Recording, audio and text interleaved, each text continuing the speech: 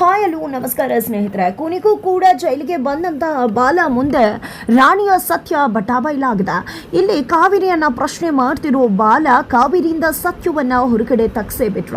ಕಾವೇರಿ ತನ್ನ ಮಗುವಿಗೆ ಜನ್ಮ ಕೊಟ್ಟದಾಳೆ ಅನ್ನೋ ವಿಷಯ ಬಾಲಾಗೆ ಗೊತ್ತಾಗೇ ಬಿಡ್ತು. ಹಾಗಿದ್ರೆ ಏನಾಯ್ತು, ಏನ್ ಕತೆ ತಿಳ್ಕೋಬೇಕು ಅಂದ್ರೆ ಈಗಲೇ ನಮ್ಮ ಈ ಚಾನಲ್ನ ಸಬ್ಸ್ಕ್ರೈಬ್ ಮಾಡಿ, ಹಾಗೆ ಈ ಒಂದು ವಿಡಿಯೋವನ್ನ ಪೂರ್ತಿಯಾಗಿ ನೋಡೋದನ್ನ ಯಾವುದೇ ಕಾರಣಕ್ಕೂ ಕೂಡ ಮರಿಬೇಡಿ. ಇಲ್ಲಿ ಬಾಲ ನಿಜಕ್ಕೂ ಕೂಡ ವರದಾನ ಕಣ್ಣು ಮುಚ್ಕೊಂಡು ಬ್ಲೈಂಡ್ ಆಗಿ ನಂಬ್ತಾರ. ಅಲ್ಲಿ ಮಣಿ ಎಷ್ಟೇ ಹೇಳಿದ್ರು ಕೂಡ ಬಾಲ ನಂಬೋದೇ ಇಲ್ಲ. ಸಾಕ್ಷಿಯನ್ನ ತೋರಿಸು ಅಂತ ಹೇಳ್ತಾರ. ಸಾಕ್ಷಿ ತೋರಿಸಿದಾಗ ನೋಡೋಕೆ ಬರ್ತಾ ಇದ್ದಂತಹ ಬಾಲ ಇವತ್ತು ಸಾಕ್ಷಿ ಕೇಳ್ತಿದಾರ. ಆದ್ರೆ ಸಾಕ್ಷಿಯನ್ನ ಮಣಿ ಕಳ್ಕೊಂಡಿದಾರ.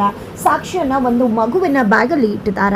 ಹಾಗಾಗಿ ತನ್ನ ಹತ್ರ ಸಾಕ್ಷಿ ಇಲ್ಲ. ಬಟ್ ನಾನು ಹೇಳ್ತಿರೋದು ನಿಜ, ಒಂದಿನ ನಿನಗೆ ಗೊತ್ತಾಗತ್ತೆ, ಆಗ ನೀನೇ ಅವನಿಗೆ ಪಾಠ ಕಲಿಸ್ತೀಯ ಅಂತ ಮಣಿ ಹೇಳ್ತಾರೆ. ಆದ್ರೆ ಮಣಿಗೆ ಈಗಲೂ ಕೂಡ ಗೊತ್ತಿಲ್ಲ ತಾನು ಯಾವ ಮಗುವಿನ ಬ್ಯಾಗ್ನಲ್ಲಿ ಇಟ್ಟಿದ್ದೀನಿ ಅನ್ನೋದು. ಆದ್ರೆ ಅದನ್ನ ಸರಿಯಾದ ಬ್ಯಾಗಲ್ಲೇ ಇಟ್ಟಿದಾರ. ರಾಣಿ ಬ್ಯಾಗಲ್ಲಿ ಆ ಒಂದು ಚಿಪ್ ಇದೆ. ಬಟ್ ಈ ಕ್ಷಣಕ್ಕೂ ಕೂಡ ರಾಣಿಗೆ ಆ ಒಂದು ವಿಷಯ ಗೊತ್ತೇ ಇಲ್ಲ. ಇತ್ತ ಕಡೆ ರಾಣಿ ಮತ್ತೆ ಬಾಲ ಇಬ್ರು ಕೂಡ ಮಾತಾಡಬಾರ್ದು ಅಂತ ಹೇಳಿ ಆಕೆಯ ಮಾವ ಸತ್ಯ ಅವರು ಪ್ರಾಮಿಸ್ ಮಾಡಿಸ್ಕೊಂಡಿದ್ದಾರೆ. ಅದೇ ಕಾರಣಕ್ಕೆ ಎದುರಿಗೆ ಬಂದು ಮಾತಾಡ್ಸಿದ್ರು ಕೂಡ ರಾಣಿ ಮಾತಾಡೋದಕ್ಕೆ ಕೂಡ ಮುಂದಾಗೋದಿಲ್ಲ ಬಾಲ ಜೊತೆ. ಬಾಲ ಅನ್ಕೋತಾರೆ, ಯಾಕೆ ರಾಣಿ ಕೋಪ ಮಾಡ್ಕೊಂಡಿದ್ದಾಳೆ, ನಾನು ಅವರಪ್ಪನ ಹುಡುಕ್ಲಿಲ್ಲ ಅಂತ ಕೋಪ ಮಾಡ್ಕೊಂಡಿರ್ಬೇಕು ಅನ್ಕೊಂಡಿದ್ದೆ. ಮಾತಾಡಿಸ್ತಾನೆ ಇರ್ತಾರ. ನಂತರ ಅಲ್ಲಿಗೆ ಲಾಯರ್ ಬರ್ತಾರೆ. ಲಾಯರ್ ಲಂಬೋದರ್ ಬಂದಿದ್ದೆ. ಲಾಯರ್ ಲಂಬೋದರ್ ಅವರನ್ನೇ ರಾಣಿ ಮಾವ ಅಂತ ಹೇಳಿ ಭಾವಿಸ್ಬಿಡ್ತಾರೆ ಬಾಲ ಅವರು.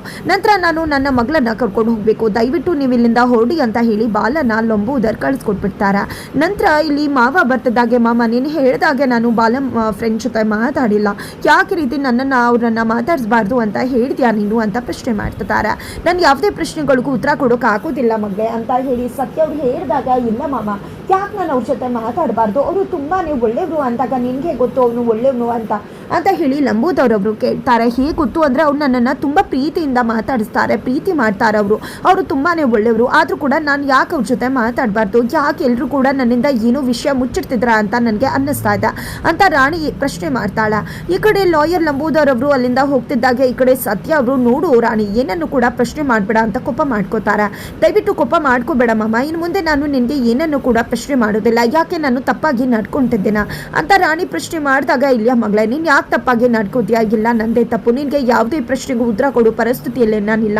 ಈ ಮಾಮ ಏನೇ ಹೇಳಿದ್ರು ಒಳ್ಳೇದಕ್ಕೆ ಹೇಳ್ತಾರೆ, ಹೇಗೆ ನಿಮ್ಮ ಅಮ್ಮ ಏನೇ ಹೇಳಿದ್ರು ಒಳ್ಳೇದು ಅಂತ ಅನ್ಕೊಂಡಿದ್ಯೋ ಹಾಗೆ ಈ ಮಾಮ ಕೂಡ ನೀನು ಒಳ್ಳೇದಕ್ಕೆ ಹೇಳ್ತಾರೆ, ದಯವಿಟ್ಟು ಪ್ರಶ್ನೆ ಮಾಡಬೇಡ ಕಂದ ಅಂತ ಹೇಳಿ ಸತ್ಯವರು ಹೇಳ್ತಾರೆ. ಇತ್ತ ಕಡೆ ತನ್ನ ಗಂಡ ಇನ್ನೂ ಮನೆಗೆ ಬಂದಿಲ್ಲ ಅಂತ ಹೇಳಿ ಸರಳ ಅವರು ತಲೆ ಕೆಡಿಸ್ಕೊಂಡ್ಬಿಡ್ತಾರೆ. ರಾಣಿಯನ್ನ ಕರ್ಕೊಂಡು ರಾತ್ರಿ ಆಗ್ತಿದ್ದಾಗೆ ಮನೆಗೆ ಬಂದಂತ ಸತ್ಯವರನ್ನ, ಏನಿದು ಇಷ್ಟೊತ್ತಲ್ಲಿ ಬರ್ತಿದ್ರಲ್ಲ ಅಂದಾಗ ಮಕ್ಕಳೆಲ್ಲ ಮಲ್ಕೊಂಡ್ರ ಅಂದಾಗ ಮಕ್ಕಳೆಲ್ಲ ಮಲ್ಕೊಂಡಿದ್ದಾಯ್ತು, ನಿಮ್ಗೋಸ್ಕರ ನಾನು ಕಾಯ್ತಾ ಇದ್ದೀನಿ, ಬನ್ನಿ ಊಟ ಮಾಡಿ ಅಂದಾಗ ನಾನು ಮತ್ತೆ ರಾಣಿ ಹೊರಗಡೆನೆ ಊಟ ಮಾಡ್ಕೊಂಡು ಬಂದ್ವಿ ಅಂತ ಹೇಳ್ತಾರೆ. ಇದರಿಂದ ಸರಳ ಅವರು ರೊಚ್ಚಿಗೆ ಹೇಳ್ತಾರೆ, ನಾನು ಇವ್ರಿಗೋಸ್ಕರ ಊಟ ಮಾಡಿಕೊಂಡು ರೆಡಿ ಮಾಡ್ಕೊಂಡು ಕಾಯ್ತಿದ್ದೀನಿ, ಹೊಟ್ಟೆ ಹಸ್ಕೊಂಡು, ಇವ್ರು ನೋಡಿದ್ರೆ ರಾಣಿ ಜೊತೆ ಹೊರಗಡೆ ಊಟ ಮಾಡ್ಕೊಂಡು ಬಂದೆ ಅಂತ ಎಷ್ಟು ಆರಾಮಾಗಿ ಹೇಳ್ತಾರೆ ನೋಡಿ, ಇತ್ತೀಚೆಗೆ ಇವರು ತುಂಬಾ ಬದಲಾಗ್ತಿದ್ದಾರೆ ಅಂತ ಹೇಳಿ ಸರಳ ಅವರು ಸೆಟ್ ಮಾಡಿಕೊಂಡು ಅಮ್ಮನ ಹತ್ರ ಹೇಳ್ತಾರ. ನಂತರ ಬೆಳಗ್ಗೆ ಆಗ್ತಿದ್ದಾಗೆ ರಾಣಿ ಬಂದು ಅಜ್ಜಿ ಹತ್ರ ಮಾತನಾಡ್ತಾಳೆ. ಅಜ್ಜಿ ನಾನು ಅಮ್ಮನ ಪ್ರಶ್ನೆ ಮಾಡಿದೆ, ಆದರೆ ಅಮ್ಮ ನನಗೆ ಏನನ್ನ ಕೂಡ ಹೇಳಲಿಲ್ಲ ಅಂತ ಹೇಳಿದಾಗ, ನಿಮ್ಮಮ್ಮ ಹೇಳಲಿಲ್ವಾ, ನೀನು ಕೇಳಬೇಕಿತ್ತು ಫೋರ್ಸ್ ಮಾಡಿ ಅಂದಾಗ, ಇಲ್ಲ ಅಜ್ಜಿ ನಾನು ಕೇಳಿದೆ, ಅಮ್ಮ ಅಳೋಕೆ ಶುರು ಮಾಡಿಬಿಟ್ಲು, ನಿನಗೆ ಅಮ್ಮ ಮಾತ್ರ ಇಡೋದು, ಅಪ್ಪನೂ ಇರಲೇಬೇಕಾ, ಸುಮ್ಮನೆ ಇದ್ಬಿಡು, ನಿನಗೆ ಅಪ್ಪ ಅಮ್ಮ ನಾನೇ ಅಂತ ಹೇಳಿಬಿಟ್ಲು. ಅಮ್ಮನ ಮನ್ಸಿಗೆ ನೋವು ಆಗ್ತಾಯಿತ್ತು, ಹಾಗಾಗಿ ನಾನು ಸುಮ್ಮನೆ ಆಗಿಬಿಟ್ಟೆ ಅಂದಾಗ, ಏನು ಮಾತಾಡ್ತಿದ್ಯಾ ರಾಣಿ, ಈಗ ನಿನಗೆ ಮೋಸ ಆಗ್ತಿಲ್ವಾ, ನಿನಗೆ ನೋವು ಆಗ್ತಿಲ್ವಾ, ನಿಮ್ಮಮ್ಮ ನಿನಗೆ ಅಪ್ಪನ ವಿಷಯ ಹೇಳಿದೆ ಮೋಸ ಮಾಡ್ತಿಲ್ವಾ, ಅದು ತಪ್ಪಲ್ವಾ ಅಂತ ಹೇಳಿ ಇಲ್ಲಿ ಅಜ್ಜಿ ಹೇಳ್ತಾರೆ.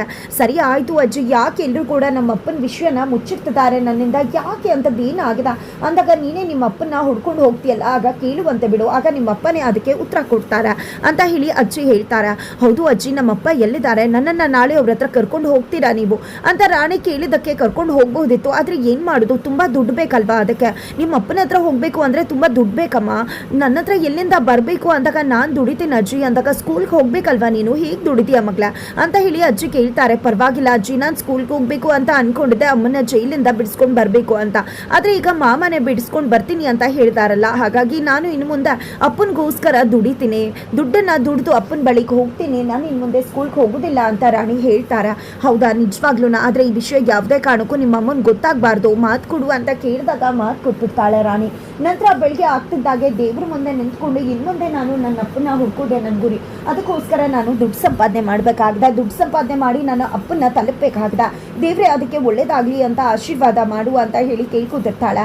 ಅಷ್ಟರಲ್ಲಿ ಮಾಮ ಬಂದಿದೆ, ಏನು ಕೇಳ್ಕೊತಿದ್ದ ರಾಣಿ ಅಂದಾಗ ಇನ್ನೇನು ಕೇಳ್ಕೊತಿರ್ತಾಳೆ, ನೀವು ಅವ್ರ ಅಮ್ಮನ ಬಿಡಿಸ್ಕೊಂಡು ಬರ್ತಿದ್ದಾರ ಅಲ್ವಾ, ಅದಕ್ಕೋಸ್ಕರ ಧನ್ಯವಾದ ಹೇಳ್ತಿರ್ತಾಳೆ ಅಷ್ಟೇ ಅಂತ ಹೇಳಿ ಅಜ್ಜಿ ಹೇಳ್ತಾರೆ.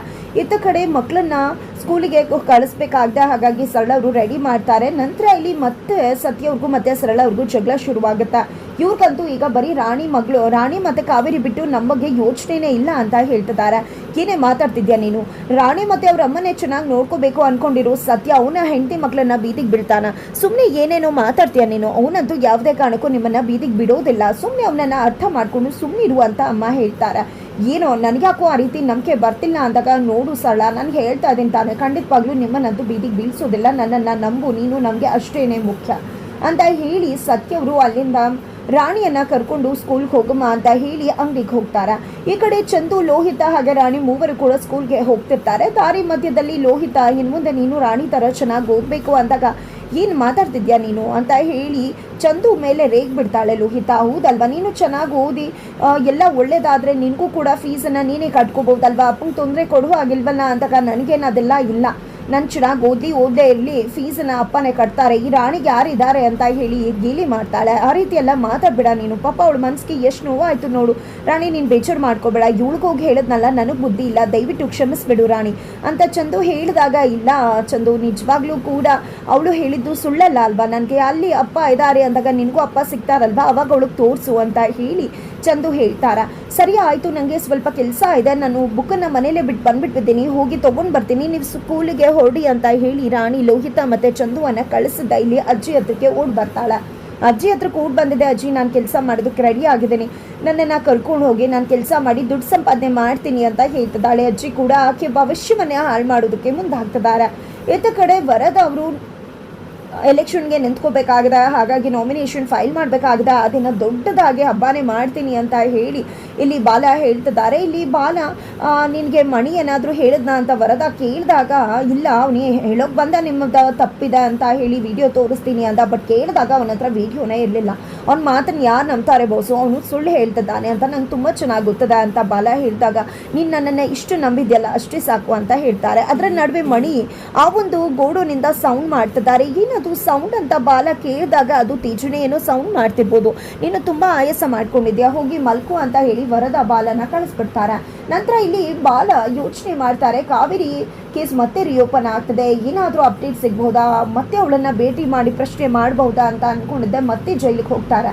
ಆಗ ಜೈಲರ್ ಪ್ರಶ್ನೆ ಮಾಡ್ತಿದ್ದಾರೆ, ಇಷ್ಟು ವರ್ಷ ಇಲ್ದಿರೋ ನೀವು ಪದೇ ಪದೇ ಯಾಕೆ ಬರ್ತಿದ್ರಾ, ನಿಮ್ಗೂ ಅವ್ರಿಗೂ ಏನು ಸಂಬಂಧ, ಏನು ವಿಷಯ ಅಂತ ಕೇಳ್ತಿದ್ದಾರೆ. ಯಾವುದೇ ಕಾರಣಕ್ಕೂ ಕೂಡ ನಿಮ್ಮನ್ನು ಮತ್ತೆ ನಾವು ಬಿಡೋಕ್ಕಾಗೋದಿಲ್ಲ ಅಂದಾಗ, ಸರಿ ಆಯಿತು ಬಿಡಿ, ಹೇಗೂ ಕೋರ್ಟಿಗೆ ಬರ್ತಿದ್ದಾಳಲ್ವ, ಕೇಸ್ ಹಾಕ್ಕೊಂಡು ಅಲ್ಲೇ ಭೇಟಿ ಮಾಡ್ತೀನಿ ಅಂತ ಬಾಲ ಹೋಗ್ತಿರ್ತಾರೆ. ಅಷ್ಟರಲ್ಲಿ ತಾಯಿ ಕಾರ್ಡು ಕೆಳಗಡೆ ಬಿದ್ದೋಗುತ್ತೆ, ಅದು ಕಾವೇರಿಯ ತಾಯಿ ಕಾರ್ಡೇ ಆಗಿರುತ್ತೆ. ಅಲ್ಲಿ ನೋಡ್ದಂಥ ಬಾಲ ಶಾಕ್ ಆಗ್ತಾರೆ, ಏನಿದು ಕಾವೇರಿಗೆ ಮಗು ಆಗಿದೆಯಾ, ಆಕೆ ತಾಯಿ ಆಗಿದ್ದಾಳೆ ಅಂತ ಕೇಳಿದಾಗ, ನಿಮ್ಗೇನ್ರಿ ಆಗಬೇಕು, ನೀವು ಯಾರ್ಯ ಪ್ರಶ್ನೆ ಮಾಡೋದಕ್ಕೆ, ನಿಮ್ಗೆ ಯಾಕೆ ಉತ್ತರ ಕೊಡೋಣ, ಹೋಗ್ತಾ ಇರಿ ಇಲ್ಲಿಂದ ಅಂತ ಸಬ್ ಜೈಲರ್ ಹೇಳ್ತಾರೆ. ಯಾಕಂದರೆ ನಾನು ಅವಳ ಗಂಡ, ನಾನು ತಿಳ್ಕೊಳ್ಳೇಬೇಕಾಗಿದೆ ಅಂತ ಹೇಳಿ ಕಾವೇರಿಯನ್ನು ಭೇಟಿ ಮಾಡ್ತಾರೆ ಬಾಲ ಅವರು. ಹೇಳು ಕಾವೇರಿ, ನನ್ನಿಂದ ವಿಷಯ ಮುಚ್ಚಿಟ್ಟಿದ್ಯಾ, ನೀನು ತಾಯಿ ಆಗಿದ್ಯಾ, ಮಗುವಿಗೆ ಜನ್ಮ ಕೊಟ್ಟಿದ್ಯಾ ಅಂತ ಹೇಳಿದಾಗ, ಹೌದು ಅಂತ ಹೇಳಿ ಕಾವೇರಿ ಕೊನೆಗೂ ಒಪ್ಕೊಂಡೇ ಬಿಡ್ತಾರೆ. ಆ ಕಡೆ ರಾಣಿ ಅಪ್ಪನನ್ನು ಹುಡುಕ್ತಿದ್ರೆ, ಈ ಕಡೆ ಬಾಲ ತನ್ನ ಮಗುವನ್ನು ಹುಡುಕೋ ಪ್ರಯತ್ನಕ್ಕೆ ಮುಂದಾಗ್ತಿದ್ದಾರೆ. ಹಾಗಿದ್ರೆ ಕೊನೆಗೂ ಕೂಡ ಬಾಲಾಗೆ ರಾಣಿನೇ ತನ್ನ ಮಗಳನ್ನು ಸತ್ಯ ಗೊತ್ತಾಗಿ ಬಿಡುತ್ತಾ, ಅಪ್ಪ ಮಗಳು ಒಂದಾಗ್ತಾರ. ಈ ಕಡೆ ವರದನ ನಿಜವನ್ನ ಬಾಲ ಮುಂದೆ ಪಟ್ಟ ಬೈಲ ಆಗಿದ್ದೆ, ಕಾವೇರಿಯನ್ನ ತಾನೇ ಹೋರಾಟ ಮಾಡಿ ಬಿಡಿಸ್ಕೊಂಡು ವಾಪಸ್ ಬರಲಿ ಮನೆಗೆ ಕರ್ಕೊಂಡು ಬರ್ತಾರೆ ಬಾಲ. ಏನಾಗುತ್ತೆ ತಿಳ್ಕೋಬೇಕು ಅಂದರೆ ಮುಂದಿನ ವಿಡಿಯೋಗೆ ವೆಯ್ಟ್ ಮಾಡೋದನ್ನು ಮರಿಬೇಡಿ.